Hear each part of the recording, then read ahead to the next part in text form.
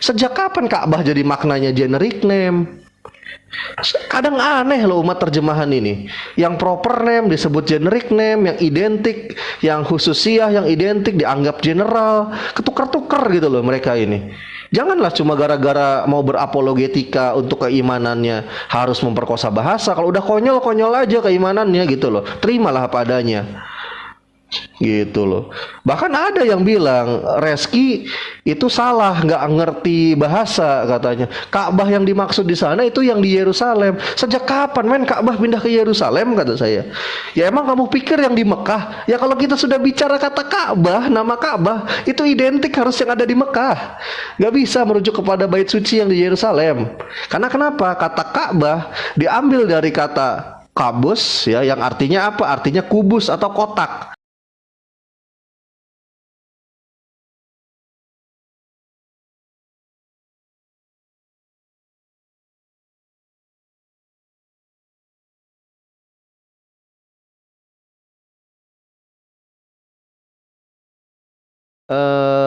Gereformen Kerken in Nederland. Oh, pakai bahasa Belanda ini. Nama-namanya agak ribet. Misi pengkabaran Injil juga dilakukan di Sumatera. Salah satunya Sumatera Utara, yakni oleh siapa? Oleh tadi itu yang pendahulunya yang namanya Nomensen. Lalu pada tahun berikutnya ya, pada era berikutnya digantikan oleh Nomensen atau pendiri dari gereja HKBP Huria Kristen Batak Protestan.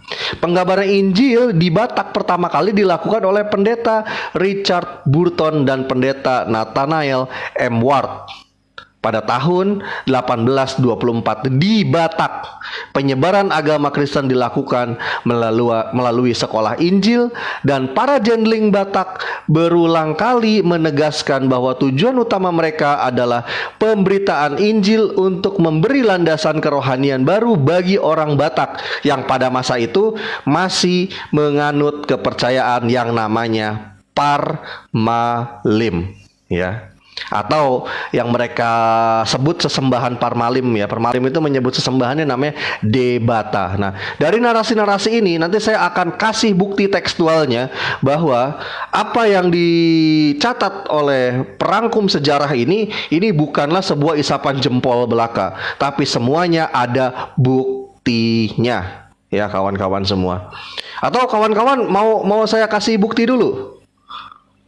Mau saya kasih bukti dulu bahwa di di tanah Batak ya, mereka ini menggerus pemahaman Parmalim itu melalui inkulturasi Parmalim. Mau bukti dulu? Sebentar, kalau mau bukti dulu sebentar. Saya akan buktikan ya. Nah, tadi saya sudah katakan orang-orang Batak ya sebelum mengenal kekristenan mereka kepercayaannya apa? Yaitu Parmalim. Yang menyebut sesembahan mereka adalah apa? Debata namanya. Nah, lalu menariknya ya, ini yang menariknya nih, ada keterangan tekstualnya, ada data tekstualnya. Jadi kalau saya nggak pernah namanya ngomong itu penuh dengan sensasi tapi nggak ada esensi, selalu ada esensi. Saya akan tunjukkan, kebetulan saya punya Alkitab yang diterjemahkan oleh Opung Nomensen ya. Nah, ini Alkitabnya, dia berbahasa Batak, tapi yang bahasa Batak ini bukan yang diterjemahkan oleh LAI, tapi diterjemahkan oleh Nomensen. Ini kalau nggak salah cetakan ke berapa ini yang saya pegang? Ini cetakan ke-34 tahun 1957 tahunnya. Nah, saya akan share di sini ya, di latar belakang buktinya. Nah, udah muncul. Ya, jadi buat yang di bawah ya, yang merasa beragama yang saya sebut agamanya, nggak perlu kepanasan kalian. Saya ngomong di sini nggak pakai hal-hal yang ekstrim, tidak. Di sini mungkin ekstrim buat kalian, tapi buat saya ini mengungkap sebuah fakta. Ya, jadi sabar. Kalian jangan kejang-kejang dulu, jangan. Saya di sini nggak lagi sabung Tuhan, di sini saya lagi bahas data historis, oke? Ya, coba lihat. Ini yang saya tunjuk adalah Injil Yohanes pasal 1 ayat ke-1 di dalam Alkitab terjemahan Batak yang diterjemahkan oleh siapa? Nomensen, ya. Lihat di sana yang saya tunjuk. Kata Allah yang ada di dalam Injil John pasal 1 ayat 1 yang di dalam bahasa Yunani itu pakai kata theos yang bunyinya en archi et hologos kai hologos et proston theon kai theon et hologos. Nah, kata theos di sana diterjemahkan menjadi apa? Debata. Debata itu adalah sesembahan yang disembah oleh penganut parmalim.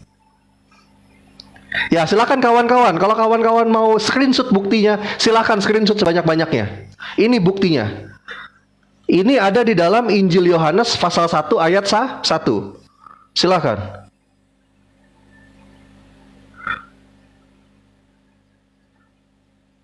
Nah, jadi kalau pengen tahu ya, kalau pengen tahu awal mula masuknya ajaran Kristen ke tanah Batak gitu loh. Itu dia mengambil inkulturasi dari apa? Para penganut parmalin, dari istilah-istilahnya. Ini bukti. Silakan ada yang mau bantah. Kawan-kawan yang Kristen silakan. Apa ini? Batakaro, Toba, Simalungun di Tapanuli ini apa namanya, Fen? Batak di Tapanuli.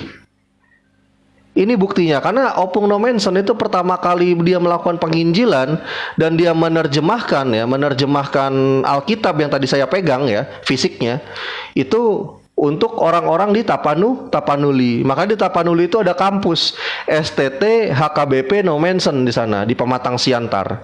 Karena apa? Untuk mengenang jasanya Opung Nomensen dalam penginjilan itu. Nah, ketika Kristen datang ke tanah Batak, dia akan menginkulturasi istilah-istilah yang dipakai oleh penganut mayoritas di situ. Nah, karena mayoritas di sana penganut parmalim, ya, dan sesembahannya namanya debata, maka kata theos dia translate menjadi debata. Nah, ini buktinya. Nah, silakan kawan-kawan semua yang ada 153, boleh kalau mau screenshot, kalau mau record boleh. Silakan. Semua yang saya jelaskan di sini dengan data semuanya nanti. Nah, ini poinnya. Lalu poinnya apa? Poinnya, kekristenan itu sering sekali namanya melakukan sinkretisme. Kalau saya lebih mengatakan bukan lagi inkulturasi, tapi sinkretisme. Perbedaan inkulturasi dan sinkretisme itu ke apa, kawan? Inkulturasi itu hanya mengambil istilah-istilah culture atau mengambil sendi-sendi kebudayaan ya, yang sifatnya non keyakinan dan non kepercayaan. Tapi ketika sudah itu mengutip sebuah hal yang sakral atau sebuah istilah dalam keagamaan disematkan pada agama yang lain, itu sama saja statusnya sinkretisme atau menyampurkan ajaran kepercayaan yang satu dengan ajaran kepercayaan yang lainnya. Jadi lebih tepatnya kekristenan itu bukan cuma melakukan inkulturasi, tapi sinkretisme. Itu. Ya terserah lah, mau kawan-kawan menerjemahkan kata lain bunglon ya terserah gitu loh. Itu balik lagi kepada kawan masing-masing, seperti itu. Bahkan sayangnya saya lupa fotokan ya, saya juga punya Alkitab yang berbahasa Bali, versi bahasa Bali, tapi dari LAI. Di sana jadi dewata loh. Kata Allahnya itu jadi dewata. Karena kenapa? Orang-orang Bali kebanyakan Hindu, dia menyebut sesembahannya itu dewata. Dipakailah istilah dewata oleh mereka. Padahal itu identik gitu. Nah, jadi ini gimana ini? Kawan-kawan. Silakan kawan-kawan yang menyimpulkan. Di sini saya cuma kasih data.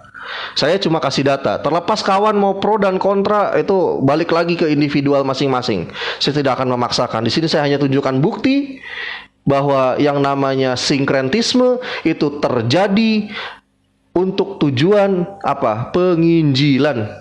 Gitu loh.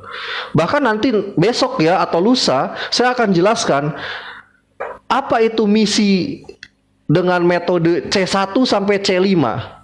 Nanti saya akan jelaskan. Itu juga sama, bagian dari apa? Dari metode yang dilakukan untuk maksud penginjilan. Dari C1 sampai C5 itu saya akan bongkar-bongkaran itu semua. Apa itu maksudnya?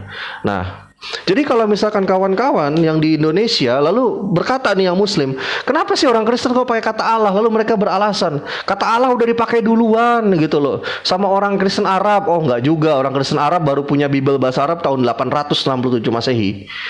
Namanya Kodeks Arabik Gunung Sinai, nama manuskripnya, atau nama lainnya Alkitabul Muqaddas. Yang nerjemahkannya namanya Bishyar Ibnu Al-Siri. Dia salah satu biarawan dari biara Saint Catherine yang menerjemahkan Bible bahasa Arab tersebut ya pada tahun 867 Masehi. Diambil dari sumber penerjemahan yaitu Alkitab Pesito atau Pesita, Alkitab yang berbahasa Aramaik. Seperti itu kawan-kawan. Jadi kalau mau ngomongin jujur-jujuran, saya akan buka jujur-jujuran di sini gitu loh. Kita bicara pakai data aja lah, gitu loh. Itu yang pertama ya. Lalu saya akan jelaskan lagi terkait tadi misi Zendling tadi ya, sampai juga ke seluruh Nusantara misinya. Makanya akan ada banyak tokoh-tokoh Zendling nanti gitu yang akan saya bahas. Bahkan ada sejak itu juga ya, ada yang namanya Anting ya, Anting nama ininya, nama misionarisnya ya. Dia didikan Belanda ya. Ketertarikan Anting dalam Zending mulai terlihat sejak ia bekerja di Pengadilan Negeri Semarang. Perhatian dan ketertarikan pun kian bertumbuh setelah penginjil pribumi yang namanya Kiai Ibrahim Tunggul Wulung mendatanginya. Ada yang pernah dengar istilah Tunggul Wulung, nama Tunggul Wulung? Nah, nanti kelanjutannya penyebaran misionari yang dilakukan oleh siapa? Oleh namanya Kiai Sadrah nanti. Nah, saya akan bahas-bahasan di sana nanti. Bahkan yang menariknya ya, Tunggul Wulung dan Kiai Sadrah ini karena dia coraknya lebih ke Jawa-Jawaan, mereka mengikuti strategi yang sama seperti yang dilakukan oleh Wali Songo untuk menyebarkan Islam. Kan kocak gitu. Dicontek gitu loh oleh mereka. Ini yang lucu. Nanti saya akan bahas itu. Akan saya bahas lengkap semua pokoknya. Nah, sejak saat itu Anting memulai kegiatan Zendlingnya di mana? Di Semarang dan merekrut beberapa orang Kristen Jawa untuk dilatih sebagai penginjil. Kemudian ketika Anting dipindahkan ke Jakarta sebagai Mahkamah Agung, ia tidak menghentikan usahanya untuk mengabarkan Injil. Nah, pengajaran Injil ini dilakukan mereka dengan cara apa? Inkulturasi, kawan-kawan. Dengan cara inkulturasi. Makanya kalau kita melihat terjemahan ya Melayu rendah yang diterjemahkan oleh namanya Klinkert, yang seperti ini covernya ya, sebentar saya akan tunjukkan sama kawan-kawan. Tenang, yang di bawah kalau ada umat terjemahan gak usah kejang-kejang dulu. Kalau saya orangnya gini, punya data ini ya, punya data, pasti saya bongkar gitu loh. Jadi kalau misalkan menurutmu, oh itu merugikan agama saya, ya salah sendiri, kenapa pakai ngibul kan gitu. Nah, saya akan tunjukkan covernya. Pasti kawan-kawan beberapa ya dari yang 172 orang ini pernah melihat saya memposting ini. Coba ketik yang pernah lihat. Coba ketik yang pernah lihat. Ketik pernah lihat coba kalau misalkan sudah pernah lihat. Saya men-show ini. Coba. Ya pernah lihat kan? Nah ini yang namanya terjemahan Melayu rendah karya Klinkert.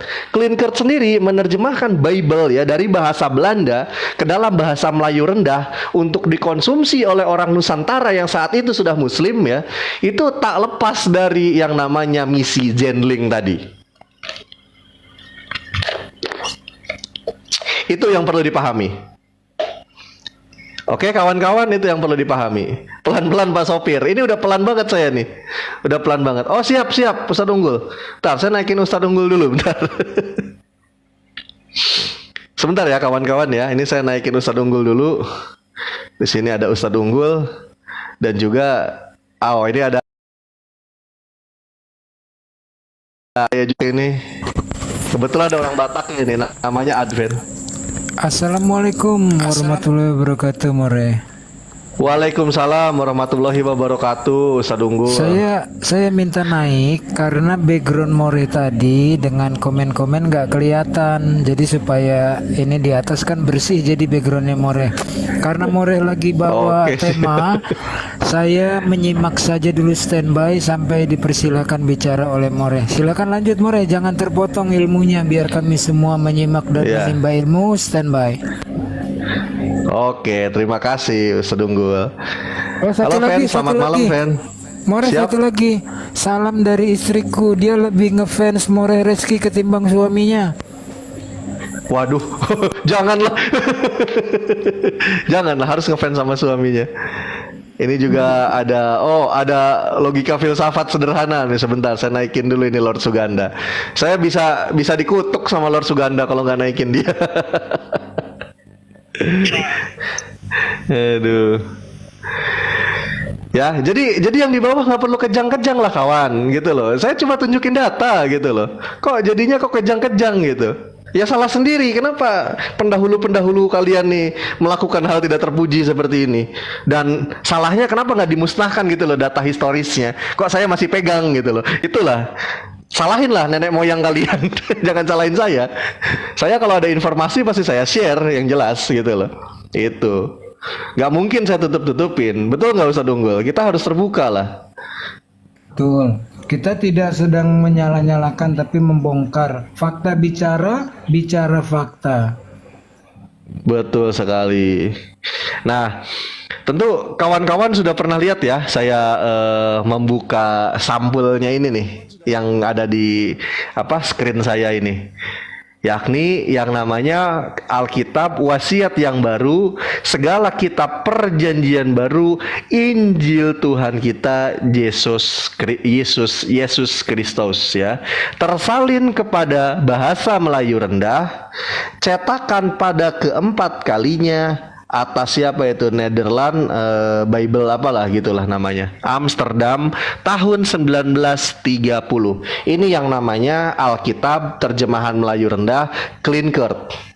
Dan kebetulan saya punya fisiknya. Makanya benar kata Ustadz Unggul, More dijaga, itu pusaka itu. Pusaka.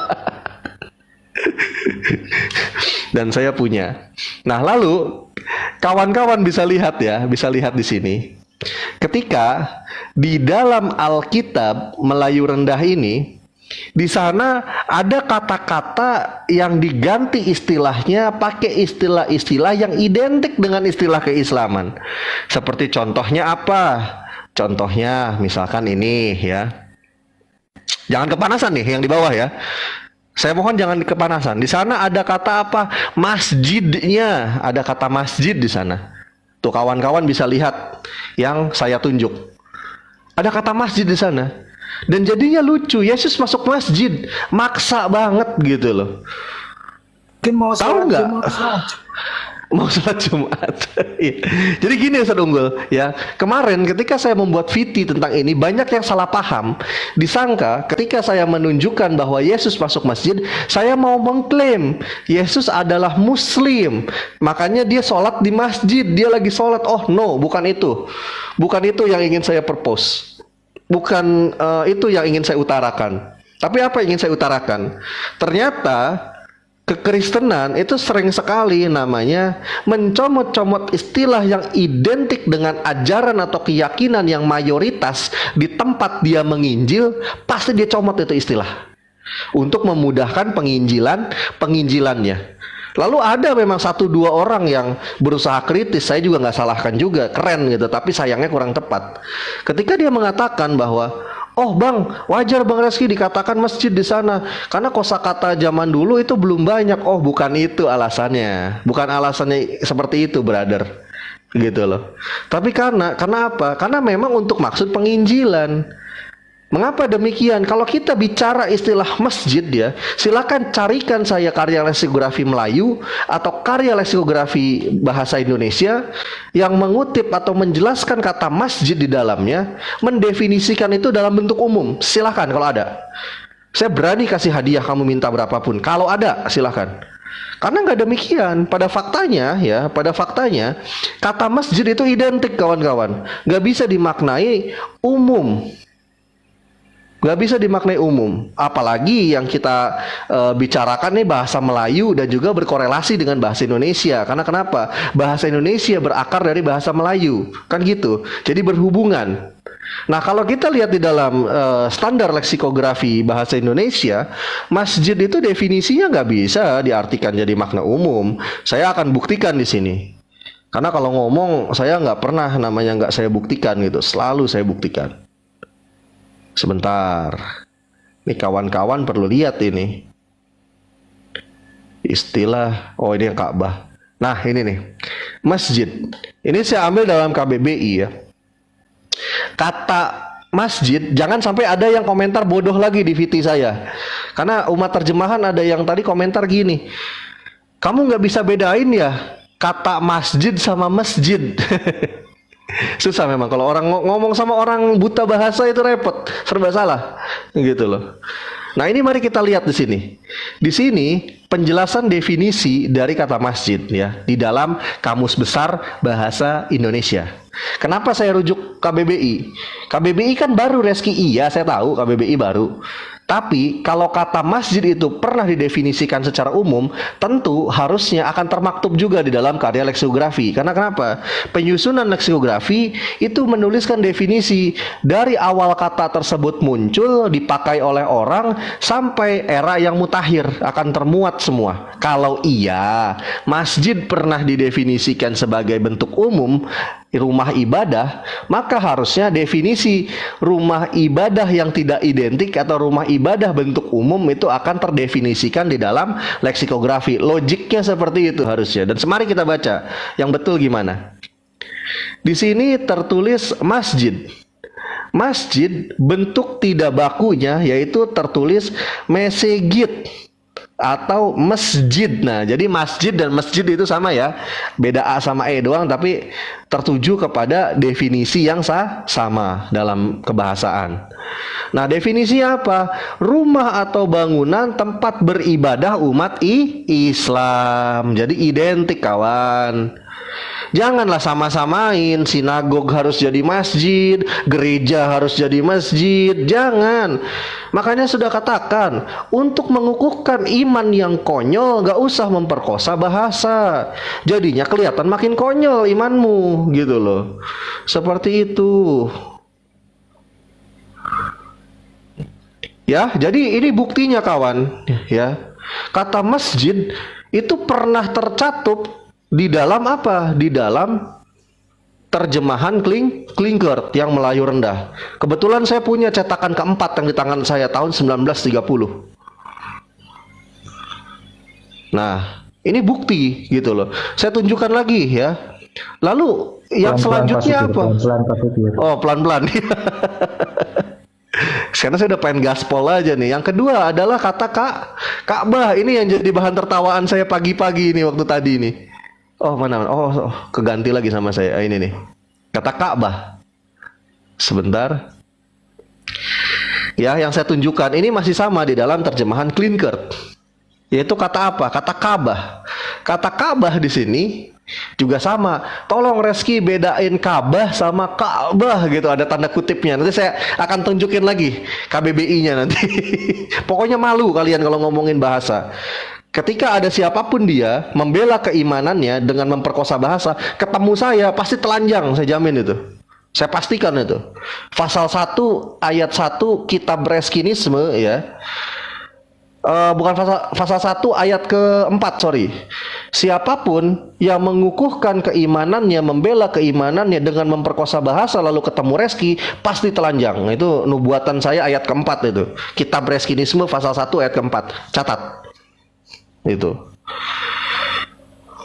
Nah, di sini ada kata Ka'bah. Kata Ka'bah, tadi pagi kita ketawa bareng-bareng gara-gara apa? Ada yang komen, Ka'bah yang dimaksud di sana itu slim, ya ngomongnya tuh slim gitu kan. Itu apa? Tahu nggak? Itu yang di Yerusalem, yaitu bait suci. Sejak kapan Ka'bah jadi maknanya generic name? Kadang aneh loh umat terjemahan ini. Yang proper name disebut generic name, yang identik, yang khususiyah, yang identik dianggap general. Ketukar-tukar gitu loh mereka ini. Janganlah cuma gara-gara mau berapologetika untuk keimanannya harus memperkosa bahasa. Kalau udah konyol-konyol aja keimanannya gitu loh. Terimalah apa adanya.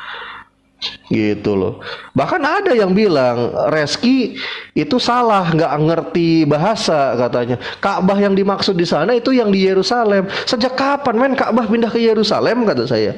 Ya emang kamu pikir yang di Mekah? Ya kalau kita sudah bicara kata Ka'bah, nama Ka'bah itu identik harus yang ada di Mekah. Nggak bisa merujuk kepada bait suci yang di Yerusalem. Karena kenapa? Kata Ka'bah diambil dari kata kabus ya, yang artinya apa? Artinya kubus atau kotak. Reski sok tahu, ya udah saya tunjukin nih karya leksikografinya. Sebentar, wait. Tenang, Reski kalau ngomong itu selalu pakai data kok. Nah, ini mari kita baca di sini ya. Ka'bah bentuk tidak bakunya Ka'bah. Jadi Ka'bah dan Ka'bah itu sama ya. Ka'bah itu bentuk tidak bakunya. Makanya belajar bahasa Indonesia yang benar. Makanya saya kasih tahu dulu waktu zaman masih SD ya, pas awal belajar bahasa Indonesia, kelas 1, kelas 2, kelas 3 kan komprehensif sekali tuh gitu penekanan bahasa Indonesianya. Jangan sering bolos.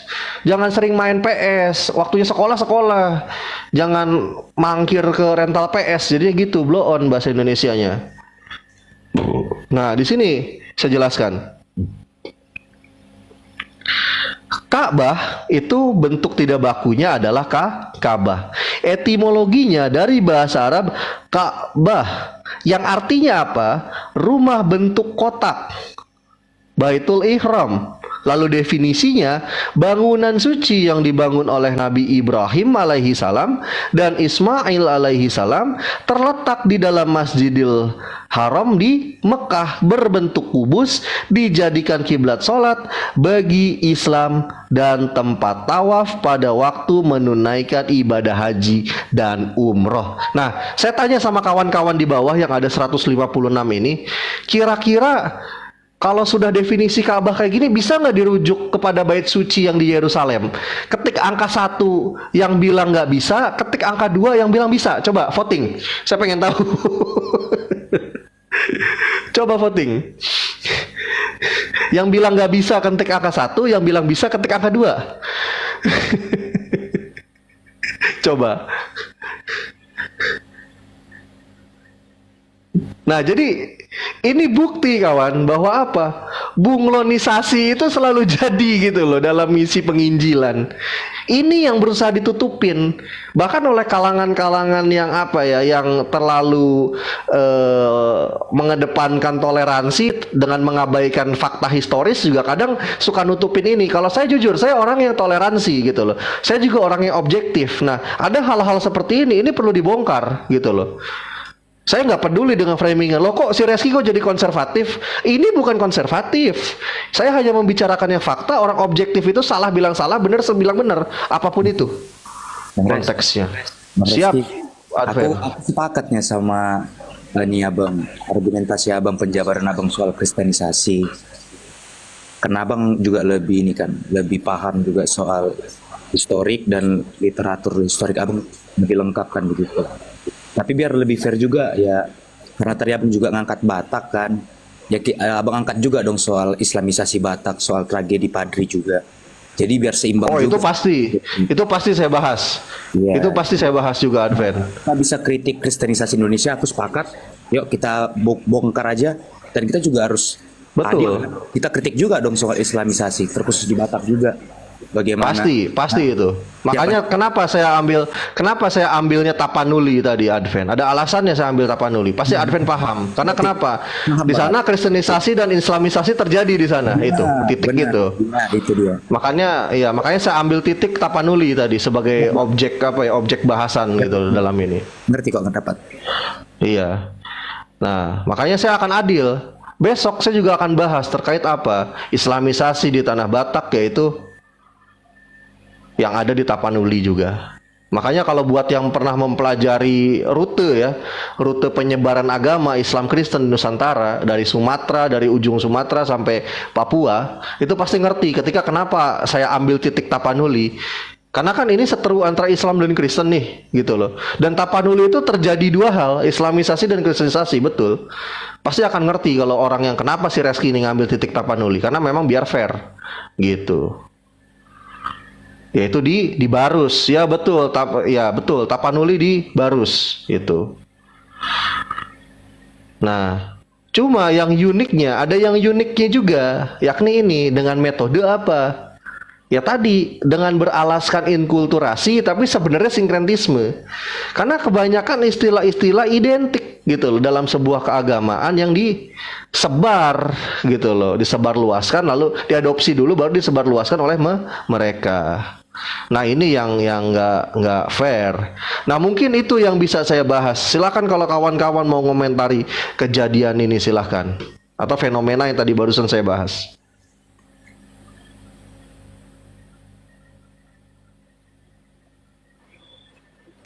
Aku cuman mau apakan itu aja nih tadi Bang Res. Cuma mau menambah kritikan ke itu aja biar kita juga di sini yang mendapati argumen Abang juga bisa memiliki pandangan yang lebih luas kan. Oke lah, terserah lah. Betul. Soal bagaimana mereka menanggapi secara subjektif, maka mereka mengatakan, oh agama ini jadi kayak gini, oh agama ini kayak gini. Tapi minimal ketika Abang membuka dari sudut pandang yang lain, kita jadi lebih terbuka kan pikiran kita. Kan gitu Bang Res. Betul. Dan itu akan saya bahas. Pasti akan saya bahas itu, Fen. Bang Res. Dan juga tadi sedikit klarifikasi mengenai agama Parmalim. Mungkin yang diangkat Bang Res itu lebih ke arah Batak Toba, Batak Angkola, jadi kan Papak ya teman-teman. Karena kalau Batak Karo itu agamanya Pamena. Kalau mungkin iya, dia bukan Parmalin, betul. Dia bukan Parmalin, itu Pamena. Sedangkan beberapa Batak Simalungun itu masih ada yang animisme teman-teman. Ini sebagai penambah aja biar kita lebih terbuka aja. Ini saya jelaskan juga ya, Advent ini dia orang Batak, asli Batak, putra Batak ini Advent ini. Aku sama Iya. Rizky berteman kok teman-teman, aman ya aman. Iya. Nah, Jadi biar gak salah paham gitu, Adventis ini dia putra Batak gitu loh. Jadi kalau dia ngomongin Batak, saya nggak akan bantah dia gitu, nggak akan, karena orang Batak tulen. Tapi kalau misalkan Advent ngomongin soal sejarah pendirian Caruban atau Cirebon, lalu dia ngoceh yang aneh-aneh, pasti saya bantah karena saya orang Cirebon soalnya. Nah itu kode etik gitu.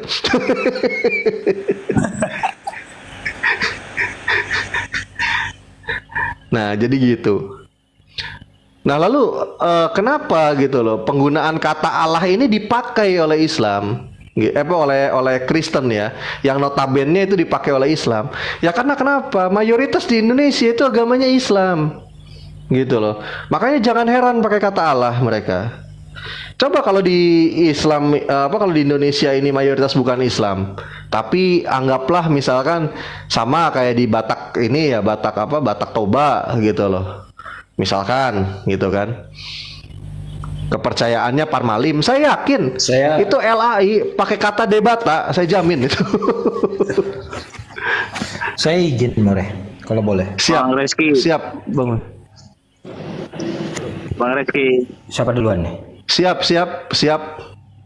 Iya, jadi gitu Bang. Jadi kalau bahwasannya juga bukan cuma di ini Parmalim ya. Batak Toba Iya. juga pakai debata Bang. Di Alkitab itu debata ditulisnya. Iya Jadi betul, karena betul. memang mayoritas. Pakai debata. Jadi bukan cuma Parmalim yang pakai debata, tapi di Batak saya kan Batak ini ya, Batak Ortodoks ya. Jadi di ini Iya. juga di Alkitab itu juga bukan Allah ditulis tapi debata gitu. Jadi memang karena yang pengaruh daripada mayoritas pakai kata Allah itu memang hal yang lumrah menurut saya ya. Jadi kalau mau dipermasalahkan Iya, ya silakan aja gitu. Ya itu makanya saya katakan, karena kenapa mayoritas di sini Muslim mengenalnya Allah, makanya kekristenan pakai Allah. Itu alasannya. Ya silakan kalau kawan-kawan ada yang mau berpendapat yang lain. Saya Silakan izin, Bang More. Wisan. Iya, padahal Bang Wisan. Saya kan nggak kuasai lah masalah gramatikal dan segala macamnya tuh More. Memang apa namanya? Apakah ini pertanyaan More? Apakah kondisi itu terjadi? Misalnya penggunaan kata Allah itu karena masyarakat kita itu kurang menguasai tentang gramatikal More, terutama gramatikal Ibrani dan gramatikal Arab More. Atau gimana More? Sehingga terjadi kesalahpahaman dalam melakukan penafsiran sebuah teks gitu. Lanjut More. Sebenarnya gini ya, kalau kita bicara Bang Wisen yang ditanyakan problem yang di Indonesia apa yang kita juga bicara di Arab nih? Problem di Indonesia, karena kan di Arab itu, sepengetahuan saya, persoalan-persoalan seperti ini nggak pernah ada More. Gak ada, Misalnya, karena pemahamannya sama soalnya. Pemahamannya sama. Misalnya kayak Yahudi dan Muslim itu sama. Muslim dan Nasrani memang berbeda, tapi tanpa konflik tuh. Karena mereka menguasai gramatikal bahasa Arab secara umum dan menguasai gramatikal bahasa Ibrani juga, gitu. Makanya di Indonesia, saya bertanya tentang di Indonesia, yang lebih banyak reduksi katanya itu berdasarkan dari bahasa Melayu. Itu kira-kira gimana? Betul. Oke, kalau saya bicara reduksi, kita kalau sebelum ngomongin ke reduksi, kita harus bicara dulu secara historisnya. Pertama kali itu dalam terjemahan bahasa Melayu, itu pas eranya siapa kata Allah itu dipakai. Nah, kita harus tahu itu dulu biar kita tahu konteks latar belakangnya. Jadi gini, tadi kan saya sudah jelaskan juga ya, ada misi yang namanya misi Zending tadi gitu loh. Lalu sebelum eranya Klinkert datang untuk menginjil dan menerjemahkan kitab suci atau Alkitab ya, yang berbahasa Belanda datang ke Indonesia, itu ada yang namanya terjemahan Leidecker, pendahulunya.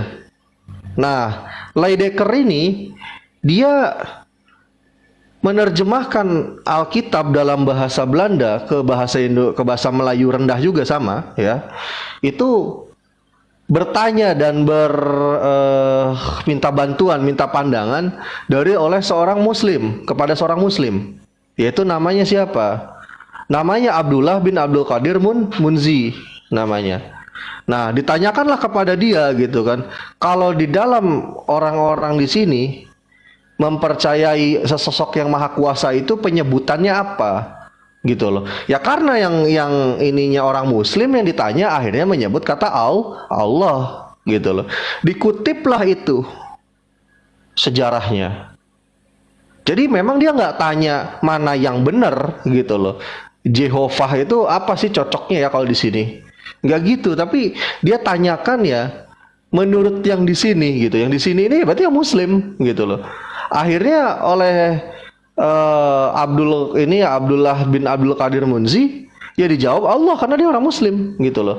Dan ini harusnya direvisi oleh kawan Kristen. Harusnya seperti ketika kawan Kristen ya merevisi Alkitab terjemahan Melayu rendah, menghapus kata masjid, menghapus kata Ka'bah, menghapus kata khotib ya di dalam terjemahan lama dan dilanjutkan di terjemahan baru harusnya. Tapi kenapa? Karena konteksnya bicara kalau kata Allah ini ada pendorong atau modal untuk kristenisasi akan lebih mudah kepada yang Islam. Akhirnya istilah ini tetap dipertahankan. Boleh kawan-kawan buka ya website profile company-nya LAI. Apa kata Anwar Chen di sana?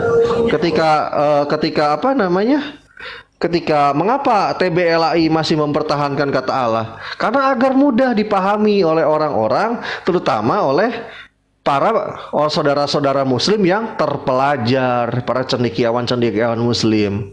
Nah, jika demikian udah ada maksud biar mudah dipahami oleh yang muslim, apa itu namanya kalau bukan kristenisasi, saya tanya. Jadi Pak Reski, boleh saya ini sedikit? Siap. Silakan. Itu kan persepsinya ini ya, persepsinya Abang menurut saya. Karena kenapa? Ya, kalau bukan persepsi saya, coba baca dulu profil company di LAI baru komentar. Ya gini Bang. Jadi kalau bahasanya itu andekan itu kita bahasanya bukan bahasa, ini kan bahasa Indonesia ini kan dari bahasa Melayu ya dasarnya ya. Andaikan bahasa kita itu dasarnya dari bahasa Batak, mungkin bahasa itu bukan jadi Allah gitu loh. Jadi nggak ada, menurut saya sih nggak ada arah ke sana ya. Itu hanya persepsi yang ini aja. Bukan persepsi, makanya baca dulu. Kamu udah pernah baca belum statement yang tadi saya jelasin? Saya udah pernah baca itu ya. Saya udah pernah baca itu. Ya tapi kan itu masa masih nggak diakui juga. Itu ya Anwar Chen aja sudah mengakui gitu agar mudah dipahami oleh muslim yang terpelajar gimana? Bahasa itu karena memang bahasa kita bahasa Indonesia itu kan dasarnya dari bahasa Melayu. Nah, Ya. silakanlah Bang Wisan nih. Ini kayaknya Bang Wisan nih bagiannya nih kalau kayak gini. Enggak, kenapa saya berani mengatakan itu More? Karena saya sudah menonton video More 2 tahun lalu tuh membahas tentang ini sebenarnya. Makanya kata itu bukan persepsi personal, bro. Sejak kapan kata menjadi persepsi personal? Tapi gini Dia aja, adalah kesepakatan umum. mungkin gini yang dimaksud si Doni mungkin kayak gini Bang Res.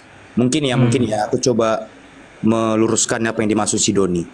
Kalau kita kutip langsung dari bahasa aslinya Bible yang abang pahami lah Bang Res ya. Karena aku kan nggak tahu ya, aku jujur aja nggak tahu.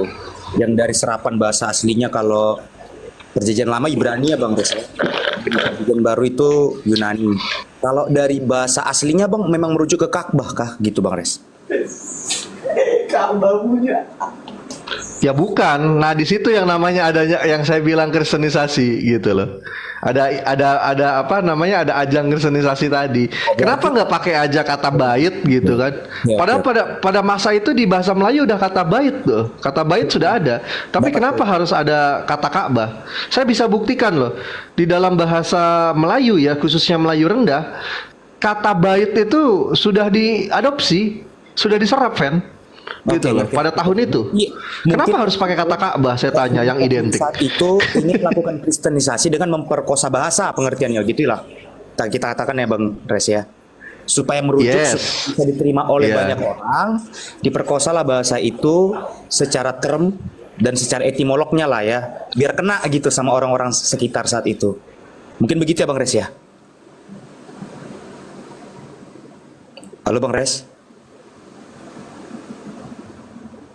Ya, lanjut Fen, saya masih mendengarkan. Nah, berarti aku dapat poin abang. Abang lebih mengkritik kenapa di saat itu orang-orang yang melakukan kristenisasi, melakukan penerjemahan lah kita katakan, harus menggunakan sistem cara penerapan terjemahan yang seperti itu begitu.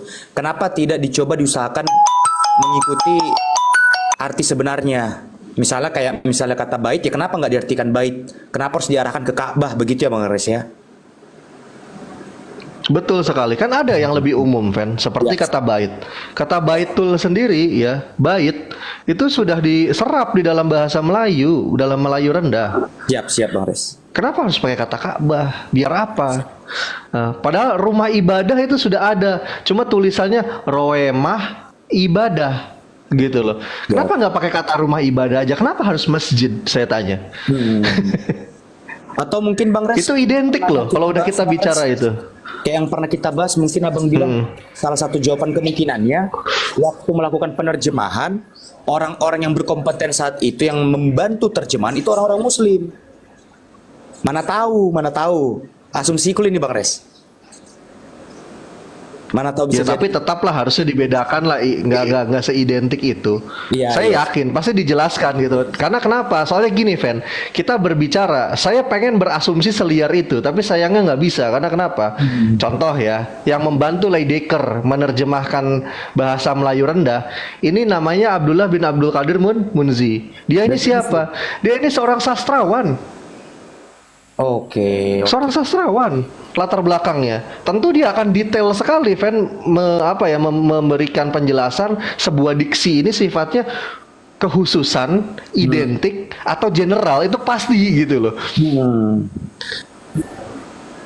Gitu loh, itu pasti. Seperti contoh saya ke Advent, karena saya ngerti linguistik. Ketika Advent menanyakan sesuatu hal yang sifatnya identik, Bang bisa nggak Bang kalau ini dipakaikan istilah ini? Pasti saya akan bilang, oh ini nggak bisa, Fen. Kalau mau pakai bentuk umum, solusinya pakai bentuk umumnya, Fen. Ini bentuk umumnya. Berarti Saya pasti nggak- akan menjelaskan gitu. Oke, nggak Seperti lulus. kita dulu pernah Iya, oke. betul. Iya, nggak bisa. Makanya saya pernah bilang kan ke Advent. Waktu itu kita pernah diskusi kan terkait, loh, kenapa kok pakai kata Allah? Terus Advent nanya ke saya waktu itu. Oke Bang, kalau kata Allah nggak boleh Bang dipakai di Bible Bang, karena itu identik kata Abang. Lalu solusinya Bang pakai kata apa? Kan pernah nanya gitu kan Advent. Lalu saya sebut apa? Kata ilah, Fen. Ilah itu generik. Nah, orang yang ngerti ngerti sastra itu dia pasti bisa memberikan solusi itu gitu. Nggak akan main tembak aja. Berarti ada unsur kesengajaan di sini, Fen. Gitu loh. Kecuali orang awam ya yang diminta ya, itu lain cerita. Seperti itu. Monggo mungkin yang lain kalau ada yang mau berpendapat silahkan.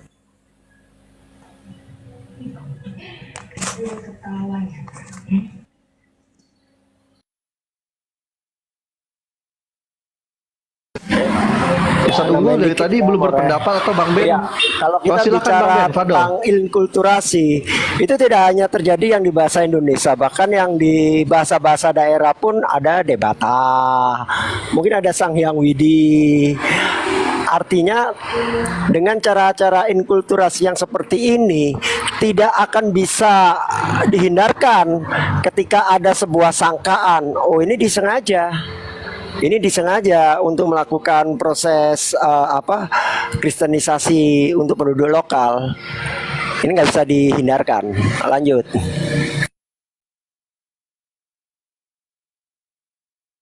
Ya, udah bisa komen More.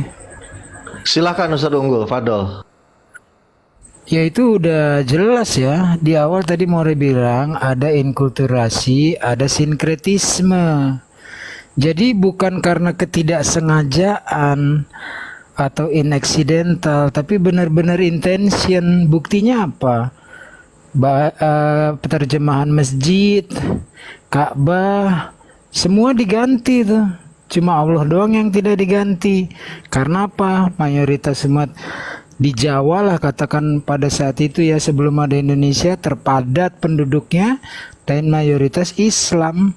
Agar mereka bisa masuk ke dalam ketika ada misi penginjilan. Kalau Islam kan datang enggak. Al-Quran tidak tunduk kepada hukum manusia. Dia datang dengan bahasa aslinya. Terjemahan bukan Al-Quran. Sementara kalau Bible kan terjemahan itu yang diimani. Jadi tergantung siapa yang menerjemahkan. Ketika Kurios diterjemahkan junjungan, semua orang mengimani sebagai junjungan, berubah menjadi tuan, lalu menjadi Tuhan. Ketika huruf H disisipkan tapi tidak dibaca, contohnya tahu, terus embus, hembus. Tetapi pergeseran makna Tuan dan Tuhan adalah berbeda, kesalahan ini tetap dipertahankan oleh LAI. Jadi kalau mau ya dipakai saja bahasa aslinya. Kenapa nggak mau pakai bahasa asli atau minimal berdampingan antara Koine Greek sebelah kanan, kiri bahasa lokal. Lanjut standby. Baik, terima Oke. kasih. Jadi terima kasih atas Silakan, kesempatan yang Pietro. telah diberikan. Jadi kami Belum juga Pak mengerti Pietro, ya. belum Pak Ya, Pietro, jadi saya kami belum itu tidak mempersilahkan. Orang belum mempersilahkan Baik, terima udah main kasih terima atas kasih aja. Enggak, turun dulu ulangin lagi. Belajar adab. Iya, enak aja baru naik. Terima kasih atas kesempatan, siapa yang kasih kamu? Naik lagi ulang. Tukang bunga satu ini kadang nih. Udah Suka tahu so ini iye. bukan arena sabung Tuhan, mau nyabung pula dia. Padahal saya So, baru mau minta izin pamit bicara tadi, izin bicara tadi tiba-tiba dipotong juga sama batu karang. Iya. Lanjut. Ayo. Kalau belum saya izinkan bicara terus bicara lagi kamu, Pietro, saya turunin lagi kamu tukang pot.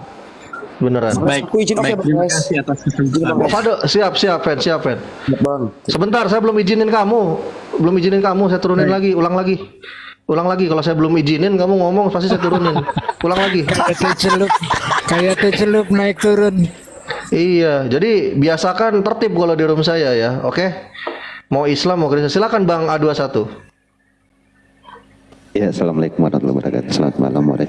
Waalaikumsalam warahmatullahi wabarakatuh. Menambahkan, siapa tahu salah, tapi jadi sebenarnya gini, kalau yang kemarin sempat saya pelajari juga ya, sempat diskusi juga, memang Bibles ini tidak bisa berdiri kalau tidak mencomot dari beberapa agama gitu. Contohnya salah satunya adalah salah satu agama tertua, mereka juga comot kata-kata itu. Contohnya kata-kata pendeta itu. Pendeta itu kan sebenarnya kalau kita lihat itu penggunaan kata bahasa yang digunakan oleh agama Hindu gitu.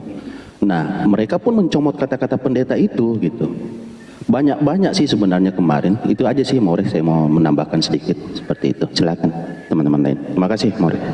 Ya, silahkan. Siapa lagi yang mau menyampaikan pendapat? Enggak, saya paling nggak suka. Saya lihat tadi Bang A21 udah open mic gitu. Mau silakan, ada lagi mau ini udah. Ya terima kasih, saya turunin. Ini orang yang kayak gini. BR banget kepedean. Disangka saya mempersilahkan dia kali. Silakan logika filsafat. Saya di sini mau berkomentar dalam ikrar saya bahwasannya ya kalian yang ada di sini mau viewer atau pembawa acara luar biasa, sangat mantap dan ya kondusif selalu lah dalam untuk membagi suatu pengetahuan dari orang-orang yang tidak tahu gitu. Udah Bang.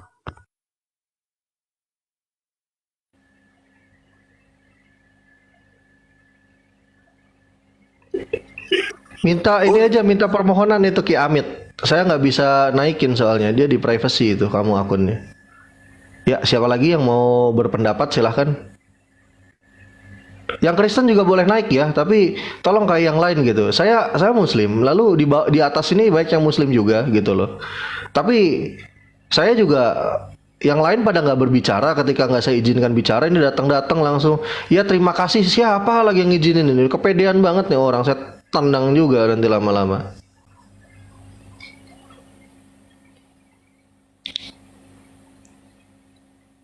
Gimana nih menurut Lord Suganda nih kalau ada orang yang kayak gitu datang terima kasih gitu loh. Disangkanya mau persilakannya gimana Lord Suganda yang kayak gini? Menurut Lord. Perbuatan guru udah mantap itu karena dia sudah berterima kasih, maka guru mengasih itu artinya mengasih ilmu dan etika dari sopan santun itu dalam untuk berkomunikasi itu kan udah mengedukasi itu kalau dia paham dan mengerti gitu. Oke, sekian dan terima kasih. Itu ya dari tadi ini nih apa namanya Bang Miki nih, Hai Mik nih sama Bang Ariso nih belum menyampaikan pendapat. Silakan Bang, siapa dulu tuh kalau mau berpendapat?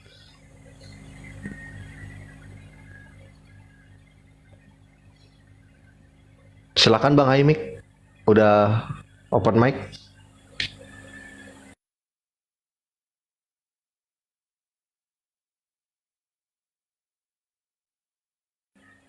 Ya, ini ada yang permintaan lagi.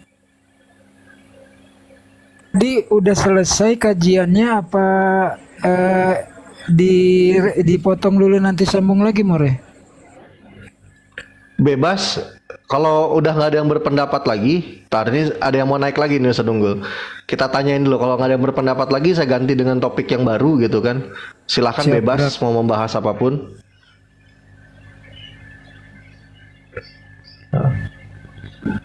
Assalamualaikum Mahi Albi.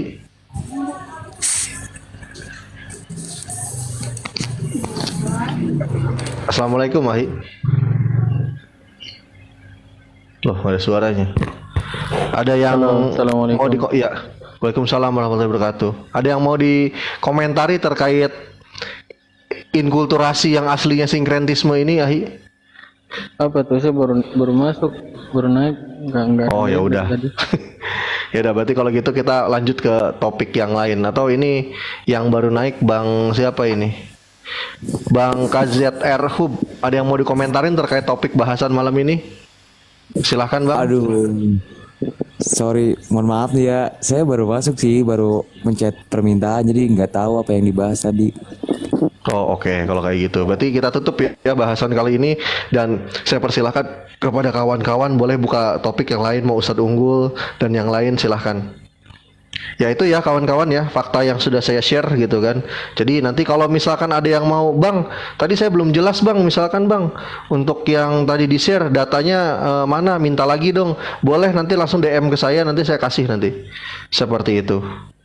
Oke, saya tutup, bukan tutup roomnya, tapi tutup bahasannya ya. Akhir kata saya ucapkan wallahu a'lam bishawab, wabillahi taufiq wal hidayah, wassalamualaikum warahmatullahi wabarakatuh. Waalaikumsalam. Waalaikumsalam warahmatullahi wabarakatuh. Salam. Ya, silakan ngobrol Kalau bebas. saya sih, kalau saya ikut hostnya aja, mau tema apa saya menyimak atau merespon. Silakan More yang punya keputusan. Ya, untuk perang Padri, karena itu kan berarti kita bicara topik khusus ya. Topik khusus besok saya bahas nanti soal itu. Soal perang Padri, soal pembantaian oleh kerajaan Islam ya kepada orang-orang di Batak. Nah, itu saya akan fair-fairan juga, kita bakal bahas kelam-kelamnya sejarah nanti. Nanti juga next time-nya saya akan bahas juga soal perang Salib, perang Utsmaniyah gitu kan, dan yang lain-lain gitu loh. Seperti itu. Silakan Dua kalau sisi More. Izin kalau Siap. besok bahas itu, mudah-mudahan saya bisa ikut. Harus Siap, ada Ustaz dua Unggul. sisi referensi. Referensi yang dipakai umumnya kalau dari saudara-saudara kita Kristen adalah referensi sejarah dari Belanda. Kita juga punya kok sejarah referensi Pagaruyung, masyarakat adat Minang. Mereka punya sejarah juga. Dan saya jujur saja ya, berdasarkan ajaran Islam tidak benar itu bila dikatakan orang yang tidak mau memeluk Islam, kaum di Mandailing lalu dibantai, itu tidak benar ya. Nanti Nah, dua itu. versi itu supaya adil, versi catatan sejarah kolonial Belanda sama dari masyarakat adat Minang. Saya bisa itu, nanti ada kawan saya pernah ngasih dulu, nanti saya buka lagi referensinya, kita adu. Siap, Ustaz Nanti Unggul. biar pemirsa yang menilai. Tapi saya jujur saja tidak mungkin orang yang tidak mau berislam kemudian dibantai, nggak ada sejarahnya dalam Islam. Lanjut Mare. ya, enaknya kita bahas apa nih topik malam kali ini nih? Ikut aja saya, tergantung teman-teman juga, Bang Filsafat Logika dan lain-lain lah ya, semua di sini. Silakan, saya ikut aja. Kalau saya ikut ya hostnya dan Ustadz Unggul aja gitu. Saya akan menyelarasi tema dan argumentasi Ustadz saya. Unggul lah kasih topik lah. Saya soalnya baru persiapan data ini terkait yang tadi doang gitu, terkait soal misi Zending gitu kan, yang digagas, lalu bentuk dari gerakan misi Zending itu ya salah satunya inkulturasi gitu kan, yang sebenarnya sinkretisme, dan beberapa poin tadi gitu loh itu. Iya boleh. Kalau gitu ya kita teruskan aja dari bahasan tadi, perjalanan sejarah yang More ceritakan tadi, lalu kaitannya dengan apakah misi itu masih tetap berjalan, apakah sama bentuk dan rupanya, atau ganti baju tapi dalemannya tetap sama. Kira-kira gimana supaya berkelanjutan dengan paparan yang More jelaskan tadi? Oke, kalau menurut saya ya, ini asumsi, saya katakan ini asumsi. Saya waktu itu pernah juga melihat sebuah data ya, keterangan terkait namanya misi C1. Sebenarnya nanti saya bahas cuma sekilas saja, nanti saya akan bahas khusus nanti next time lah. C1 sampai C5.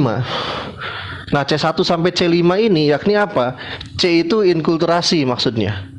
Culture, dari kata culture. Jadi dia melebur. Nah, para misionari ini gitu loh, dia akan sebagaimana caranya dia ini agar bisa membaur dengan yang muslim, bahkan terlihat seperti seolah-olah muslim. Bahkan di kategori yang C4, C5 ini dia sudah seperti orang muslim gitu loh. Dan saya mengindikasi, ini kecurigaan saya katakan, ini kecurigaan ya, jadi bisa salah bisa benar. Saya akan bicara fair. Kalau saya bilang ini pasti, saya akan bilang pasti. Kalau ini baru kecurigaan saya akan bilang itu kecurigaan saya. Nah, misi C4 dan C5 yakni meleburnya misionari ini dengan kalangan yang muslim agar mudah mengkristenisasi dari internal Islam, itu masih berjalan Ustaz Unggul sampai hari ini. Kalau saya meyakini itu, mencurigai itu, yakin bagi diri saya secara subjektif ya gitu loh. Karena kenapa? Saya berusaha ingin tidak percaya dengan itu ya, tapi diri saya masih meyakini karena seperti ini soalnya. Di LAI itu punya wacana dari 3 tahun yang lalu mencetak Alkitab yang berbahasa Arab dan juga bertuliskan tulisan Arab, huruf Arab, dengan terjemahan bahasa Indonesianya seperti Al-Quran. Gencar mereka 3 tahun ini. Nah, lalu coba kita pikirkan, denomisasi kekristenan yang menggunakan liturgi Arab itu kuantitinya banyak gak sih di Indonesia yang seperti Bambang Nursena contohnya gitu loh. Kan cuma sedikit. Istilahnya bisa dihitung pakai jari lah. Tapi mereka mencetak Alkitab yang terjemahan bahasa Arab tadi dan ada bahasa Indonesianya itu bereksemplar-eksemplar. Gitu loh. Bahkan pernah ada kejadian sempat viral ya, gimana Lord? Mau ngasih mosi untuk mencangkup langit dan bumi sesuai dengan tema pembahasan tadi, itu pasti menyangkut gitu. Jadi gini, temanya ciri-ciri sifat manusia dari yang baik dan dari gini negatif dan positifnya gitu. Itu kan mencangkup itu nanti. Jadi mereka bawa referensi masing-masing gitu. Sesuai nggak gitu kan? Mau dari sejarah, dari ya yang ada gitu kan. Kita kan bisa melihatnya gitu. Dan golongan-golongan itu gimana sih orangnya gitu, sifat dan perilakunya gitu kan. Jadi itu kan dapat itu nanti dari kedua agama ini ataupun seluruh agama yang ada di dunia ini gitu, bisa melihatnya dari golongan-golongan itu gitu. Itu aja sih Bang. Ya, makanya saya kepada fokus tadi ya, karena kita sebagai sampling kecurigaan saya yang ditanyakan Ustadz Unggul terkait apakah masih gitu loh ajang demikian atau upaya demikian. Saya katakan masih, karena kecurigaan saya terkait hal tadi tuh yang soal ada C1, C2, C3 sampai C4 dan C5. Kalau C4 dan C5 ini sudah membaur dengan Islam, bahkan seperti orang-orang Islam. Saya memahami itu dan juga saksi mata More, tapi supaya jangan saya terlalu dominan, teman-teman dulu deh. Nanti saya tambahkan pengalaman saya berkecimpung dan berhadapan langsung dengan semua gerakan dari C1 sampai C5. C6 sebenarnya saya mengkategorikannya, tapi nggak apa-apa, C5 juga boleh. Ini saya nggak ngelihat ada Bang Ben Abraham nih. Jadi tadi nggak kesebut. Silakan tuh yang lain-lain teman-teman. Nanti saya menyimpali, jangan terlalu dominan. Lanjut More, standby. Oke, terima kasih Ustadz Unggul. Silakan yang lain terkait soal tadi ya, C1 sampai dengan C5. Kalau Ustadz Unggul tadi mengategorikan C6 gitu kan. Nah, bagaimana silakan terkait soal meleburnya misioneri Kristen, bahkan dia ini seolah-olah seperti Muslim gitu loh, yang kental dengan liturgi Arabiah diikuti oleh mereka. Sedangkan seperti kita tahu ya, kelompok-kelompok Kristen yang berliturgikan Arabiah atau berliturgikan Arab itu kan bisa dihitung pakai jari. Tapi atas tujuan apa LAI gitu sampai mencetak Alkitab berbahasa Arab dan terjemahan Indonesia bereksemplar-eksemplar sampai ribuan itu, seperti itu. Silakan yang lain. Izin saya tambahkan sedikit aja More. Ya, silakan Bang A21. Jadi dulu di tempat saya daerah Sulawesi sini itu pernah ada dulu sampai kita datangi tempat penyalur buku itu gitu. Tapi memang kemarin itu udah lama sih kejadiannya, sudah sekitar hampir 9 tahun atau 8 tahun lalu itu. Itu dibakar, jadi dibakar dan itu memang kalau kita tidak paham dengan bahasa Arabnya itu orang akan lari ke sana gitu karena tidak tahu artinya kan begitu. Nah, yang kedua, gaya mereka itu seperti kita gitu. Ada yang pakai hijab, seperti itu gaya-gaya mereka ini. Nah, itu ada di Sulawesi dulu, itu ada itu. Dan sampai sekarang itu indikasi itu masih ada sampai sekarang mereka. Seperti itu sih. Saya menambahkan itu aja gitu. Nah, mungkin bisa langsung disambung Ustadz Unggul. Kayaknya nyambung nih sama pengalaman Ustadz Unggul. Bang A21 nih. Iya, itu Bang Ben dulu mungkin. Bang Ben belum bicara. Ya, Bang Ben, terkait inkulturasi Bang Ben. Lanjut. Ini soalnya agak berisik ini. Oke, kalau nggak ada yang lain, Bang Miki, Bang Filsafat udah tadi, Bang Ariso. Kalau nggak baru saya. Lanjut Ustaz, lanjut. Iya, jadi aja ya, singkat padat.